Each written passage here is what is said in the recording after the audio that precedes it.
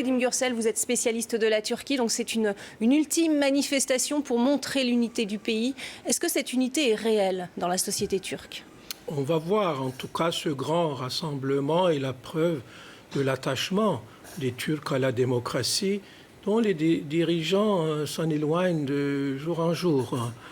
Cela dit, la présence des deux chefs des partis d'opposition montre qu'il y a cette recherche d'unité nationale. Pourquoi est-ce que le président Erdogan a besoin de ces manifestations de soutien? D'abord, il faut dire qu'il sort renforcé de cette situation et sa popularité est vraiment au beau fixe. Donc, je suppose qu'il va évoluer vers l'instauration d'un régime présidentiel à sa mesure.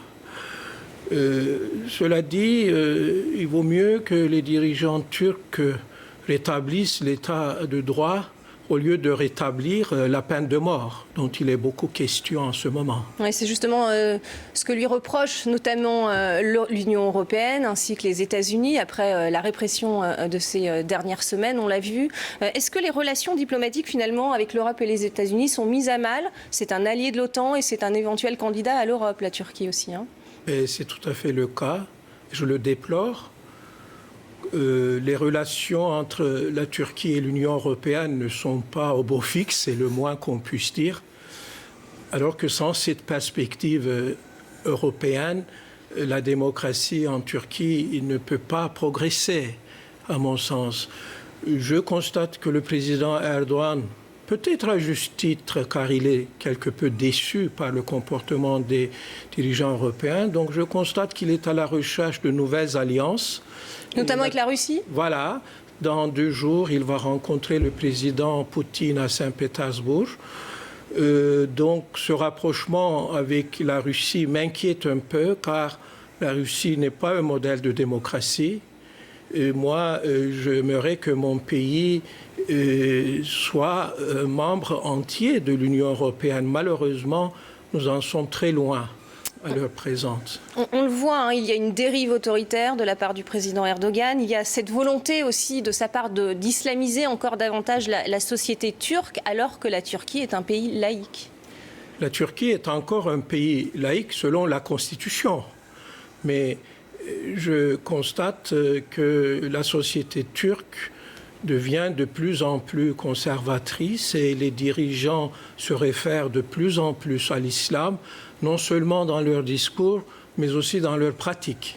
C'est-à-dire ? C'est-à-dire que cette laïcité est menacée si cela continue ainsi, mais il faut dire aussi que les dirigeants européens n'élèvent pas beaucoup la voix sur ces valeurs, car le président Erdogan a désormais entre ses mains une carte à jouer, celle des réfugiés. Oui, c'est justement là-dessus que joue le président Erdogan et ça le met en position de force, notamment pour une éventuelle adhésion à l'Europe. C'est ce qu'on avait vu récemment. Oui, cela dit, on vient de l'entendre d'ailleurs, je regrette un peu aussi l'absence de HDP dans cette grande manifestation. On va voir ce qui va se passer dans les jours qui viennent. Mais moi, je suis inquiet de cette situation. Et encore une fois, c'est une bonne chose que la tentative du coup d'État soit échouée, mais ça ne doit pas être une raison pour s'éloigner de la démocratie. Tout au contraire, ça doit être une raison de s'en approcher.